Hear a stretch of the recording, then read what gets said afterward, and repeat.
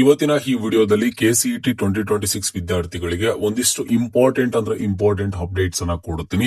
ಈಗ ಅಪ್ಲಿಕೇಶನ್ ಹಾಕಿದ್ದ ಆದ್ಮೇಲೆ ನೆಕ್ಸ್ಟ್ ಪ್ರೊಸೀಜರ್ ಏನು, ನೀವೇನೆಲ್ಲ ಸ್ಟೆಪ್ಸ್ ಅನ್ನ ಫಾಲೋ ಮಾಡಬೇಕು ಅಂತ ಹೇಳಿ ತಿಳಿಸ್ಕೊಡ್ತೀನಿ. ಜೊತೆಗೆ ಸಾಕಷ್ಟು ಸ್ಟೂಡೆಂಟ್ಸ್ ಎಡಿಟಿಂಗ್ ಬಗ್ಗೆ ಕೇಳ್ತಿದ್ದೀರಾ, ಅದ್ರ ಬಗ್ಗೆ ತಿಳಿಸ್ಕೊಡ್ತೀನಿ. ಅಂಡ್ ಹಾಗೇನು ಇಂಪಾರ್ಟೆಂಟ್ ಆಗಿ ಸೊ ಈ ವರ್ಷ ಯಾರೆಲ್ಲ ಒಂದು ನೀಟ್ಗೆ ಅಪ್ಲೈ ಮಾಡ್ಬೇಕಂತ ಅನ್ಕೊಂಡಿದ್ದೀರಾ, ನೀಟ್ ಮುಖಾಂತರ ಒಂದು ಕೋರ್ಸ್ಗೆ ಅಡ್ಮಿಷನ್ ಅನ್ನ ಪಡ್ಕೋಬೇಕು ಅಂತ ಅನ್ಕೊಂಡಿದ್ದೀರಾ, ಸೊ ನಿಮ್ಗೂ ಒಂದು ಇಂಪಾರ್ಟೆಂಟ್ ಅಪ್ಡೇಟ್ ಅನ್ನ ತಿಳಿಸ್ಕೊಡ್ತೀನಿ. ನೀವು KCET ಅಪ್ಲಿಕೇಶನ್ ಆಗ್ಬೇಕಾ ಆಗ್ಬಾರ್ದು ಅಂತ ಹೇಳಿ. ಸೊ ವಿಡಿಯೋ ಯೂಸ್ಫುಲ್ ಆಗಿರುತ್ತೆ, ವಿಡಿಯೋನ ಕಂಪ್ಲೀಟ್ ಆಗಿ ವಾಚ್ ಮಾಡಿ. ಅಂಡ್ ಹಾಗೇನು ಚಾನಲ್ಗೆ ಲೈಕ್ ಸಬ್ಸ್ಕ್ರೈಬ್ ಅನ್ನ ಮಾಡ್ಕೊಳ್ಳಿ. ಕೆಳಗಡೆ ಲೈಕ್ ಬಟನ್ ಅಂಡ್ ಹಾಗೇನು ಸಬ್ಸ್ಕ್ರೈಬ್ ಬಟನ್ ಕಾಣಿಸಿರುತ್ತೆ.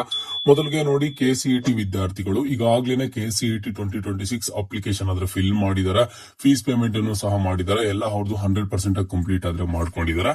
ಸೊ ಈಗ ನೆಕ್ಸ್ಟ್ ನೀವು ಸ್ಟೂಡೆಂಟ್ಸ್ ಏನ್ ಸ್ಟೆಪ್ಸ್ ಅನ್ನ ಫಾಲೋ ಮಾಡಬೇಕು ಅಂತ ಅಂದ್ರೆ, ಈಗ ನೀವು ಅಪ್ಲಿಕೇಶನ್ ಏನ್ ಹಾಕಿದಿರಾ ಆ ಒಂದು ಅಪ್ಲಿಕೇಶನ್ ಫೈನಲ್ ಪ್ರಿಂಟ್ಔಟ್ ಅನ್ನ ಆದ್ರೆ ನಿಮ್ಮ ಹತ್ರ ಸೇಫ್ ಆಗಿ ಇಟ್ಕೊಳ್ಳಿ. ಒಂದ್ ಕಡೆ ಡ್ರೈವ್ ಇಲ್ಲ ಅಂತ ಅಂದ್ರೆ ಒಂದ್ ಕಡೆ ಫೈಲ್ ಆಗಿ ಅದನ್ನ ಸೇವ್ ಮಾಡಿ ಇಟ್ಕೊಂಡಿರಿ. ಯಾಕಂತ ಅಂದ್ರೆ ಮುಂದೆ ನೆಕ್ಸ್ಟ್ ಬಂದ್ಬಿಟ್ಟು ನೀವು KCET 2026 ಕೌನ್ಸಿಲಿಂಗ್ ಏನ್ ಪಾರ್ಟಿಸಿಪೇಟ್ ಮಾಡ್ತೀರಾ, ಆ ಒಂದು ಕೌನ್ಸಿಲಿಂಗ್ ಪಾರ್ಟಿಸಿಪೇಟ್ ಮಾಡುವಂತಹ ಟೈಮ್ ಅಲ್ಲಿ ಇಂಪಾರ್ಟೆಂಟ್ ಆಗಿ KCET ಅಪ್ಲಿಕೇಶನ್ ಬೇಕಾಗುತ್ತೆ. ಈಗ ಕೌನ್ಸಿಲಿಂಗ್ ಅಲ್ಲಿ ಯಾವುದೋ ಒಂದು ಇಂಜಿನಿಯರಿಂಗ್ ಕಾಲೇಜು ಅಥವಾ ನೀವು ವೆಟರ್ನರಿ ಕಾಲೇಜು ಯಾವುದೋ ಕಾಲೇಜ್ ನಿಮಗೆ ಅಲರ್ಟ್ ಆಗುತ್ತೆ. ಒಂದು ಅಲರ್ಟ್ ಆಗಿದ್ದ ಆದ್ಮೇಲೆ ಅಲ್ಲೋದಾಗ ನೆಕ್ಸ್ಟ್ ಡಾಕ್ಯುಮೆಂಟ್ಸ್ ಅನ್ನ ಕೇಳ್ತಾರೆ.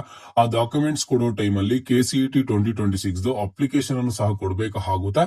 ಹಾಗಾಗಿ ಅದು ನಿಮ್ಗೆ ತುಂಬಾ ಇಂಪಾರ್ಟೆಂಟ್. ನೀವು KCET 2026 ಅಪ್ಲಿಕೇಶನ್ ಅನ್ನ ನಿಮ್ಮ ಹತ್ರ ಇಟ್ಕೊಳ್ಳಿ.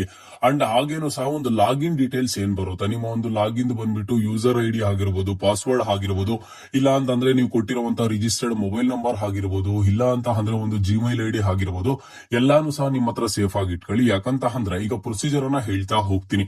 ಈಗ ನೀವು ಅಪ್ಲಿಕೇಶನ್ ಹಾಕಿದಿರಾ, ಅಪ್ಲಿಕೇಶನ್ ಹಾಕಿದ ಆದ್ಮೇಲೆ ನಿಮ್ದು ಏನೇನೆಲ್ಲ ಡೀಟೇಲ್ಸ್ ಕ್ಲೈಮ್ ಮಾಡಿದಿರಾ, ಅದು ಯಾವೆಲ್ಲ ವೆರಿಫೈ ಆಗಿಲ್ವೋ ಆ ಒಂದು ವೆರಿಫೈ ಆಗದೆ ಇರುವಂತಹ ಎಲ್ಲಾ ಡಾಕ್ಯುಮೆಂಟ್ಸ್ ಅನ್ನ ತಗೊಂಡು ನೀವು ನಿಮ್ಮ ರೆಸ್ಪೆಕ್ಟಿವ್ PU ಕಾಲೇಜ್ಗೆ ಹೋಗಿ ಡಾಕ್ಯುಮೆಂಟ್ಸ್ ಅನ್ನ ವೆರಿಫೈ ಮಾಡಿಸ್ತೀರಾ. ಅದಾದ್ಮೇಲೆ ನೆಕ್ಸ್ಟ್ ನಿಮ್ಗೆ ಬಂದ್ಬಿಟ್ಟು KCET ಅಡ್ಮಿಟ್ ಕಾರ್ಡ್ ಅನ್ನ ಡೌನ್ಲೋಡ್ ಮಾಡ್ಕೊಳ್ಳೋದಕ್ಕೆ ಆಪ್ಷನ್ ಅನ್ನ ಕೊಡ್ತಾರೆ. ಅಡ್ಮಿಟ್ ಕಾರ್ಡ್ ಅನ್ನ ಡೌನ್ಲೋಡ್ ಮಾಡ್ಕೋತೀರಾ. ಅಡ್ಮಿಟ್ ಕಾರ್ಡ್ ಡೌನ್ಲೋಡ್ ಮಾಡಿದ ಆದ್ಮೇಲೆ ನೆಕ್ಸ್ಟ್ ಬಂದ್ಬಿಟ್ಟು ನಿಮ್ಗೆ ಒಂದು ಎಕ್ಸಾಮ್ ಅನ್ನ ಕಂಡಕ್ಟ್ ಮಾಡ್ತಾರೆ, KCET ಎಕ್ಸಾಮ್. KCET ಎಕ್ಸಾಮ್ ಗೆ ಹೋಗಿ ನೀವು ಯಾವ್ಯಾವ ಸಬ್ಜೆಕ್ಟ್ಸ್ ಗೆ ಅಲ್ಲಿ ಸೆಲೆಕ್ಟ್ ಮಾಡ್ಕೊಂಡಿದ್ದೀರಾ ಎಲ್ಲಾ ಸಬ್ಜೆಕ್ಟ್ಸ್ ಅನ್ನ ಎಕ್ಸಾಮ್ ಬರ್ದಿದ್ದ ಆದ್ಮೇಲೆ ನೆಕ್ಸ್ಟ್ ನಿಮ್ಗೆ ರಿಸಲ್ಟ್ ಅನ್ನ ಅನೌನ್ಸ್ ಮಾಡ್ತಾರೆ. ರಿಸಲ್ಟ್ ಜೊತೆಗೆ ರ್ಯಾಂಕಿಂಗ್ ಅನೌನ್ಸ್ ಆಗುವಂತದ್ದು.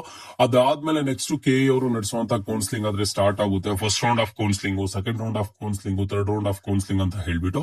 ಸೊ ಈ ಎಲ್ಲಾ ಟೈಮ್ ಅಲ್ಲೂ ನೀವು ಯಾವಾಗ ಒಂದು ಅಡ್ಮಿಟ್ ಕಾರ್ಡ್ ಅನ್ನ ಡೌನ್ಲೋಡ್ ಮಾಡ್ಕೋತೀರಾ ಆ ಒಂದು ಟೈಮ್ ಇಂದಾನು ಈ KE ಈಗ ನೀವೇನ್ ನೋಡ್ತಿದ್ರ ಅಫಿಷಿಯಲ್ ವೆಬ್ಸೈಟ್, ಇದೇ ಒಂದು ವೆಬ್ಸೈಟ್ ಅಲ್ಲಿ ಇದೇ ಒಂದು ಪೇಜ್ ಅಲ್ಲಿ ನಿಮಗೆ ಬಿಡ್ತಾ ಇರ್ತಾರೆ ಅಡ್ಮಿಟ್ ಕಾರ್ಡ್ ಡೌನ್ಲೋಡ್ ಲಿಂಕ್ ಅಂತ ಕೊಡ್ತಾರೆ. ಅವಾಗ ಕೊಟ್ಟಾಗ ನೀವು ನಿಮ್ಮ ಒಂದು ಅಪ್ಲಿಕೇಶನ್ ನಂಬರ್ ಆಗ್ಲಿ, ಇಲ್ಲ ಅಂತಂದ್ರೆ ಲಾಗಿನ್ ID ಆಗ್ಲಿ, ಪಾಸ್ವರ್ಡ್ ಆಗ್ಲಿ ಎಂಟರ್ ಮಾಡಿದ್ರೆ ನೆಕ್ಸ್ಟ್ ನಿಮ್ಗೆ ಅಡ್ಮಿಟ್ ಕಾರ್ಡ್ ಆದ್ರೆ ಡೌನ್ಲೋಡ್ ಆಗುವಂತದ್ದು. ಸಮ್ ಟೈಮ್ಸ್ OTP ಸಹ ಕೇಳ್ತಾರೆ. ಹಾಗಾಗಿ ಈಗ ಯಾವ ಮೊಬೈಲ್ ನಂಬರ್ ಲಿಂಕ್ ಮಾಡಿದಿರೋ ಆ ಒಂದು ಮೊಬೈಲ್ ನಂಬರ್ ಅನ್ನ ಆಕ್ಟಿವ್ ಆಗಿ ಇಟ್ಕೊಳ್ಳಿ. ಜೊತೆಗೆ ಇನ್ನೇನು ಅಂತ ಅಂದ್ರೆ ಕೆಲವೊಬ್ರು ಸ್ಟೂಡೆಂಟ್ಸ್ ಆ ಮೊಬೈಲ್ ನಂಬರ್ ಮಿಸ್ ಆಯ್ತು, ಆ ಮೊಬೈಲ್